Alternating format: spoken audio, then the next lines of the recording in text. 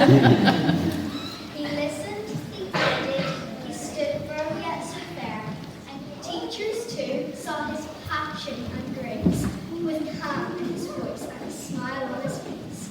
No problem too small. He carried the weight and yet stood so tall.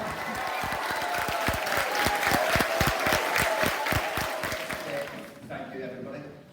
You know, it's a wonderful school, and it's a wonderful school because of the staff and pupils that are in it, and that includes every one of you. That everybody tries their best to get on with each other, and that's so important. So thank you again.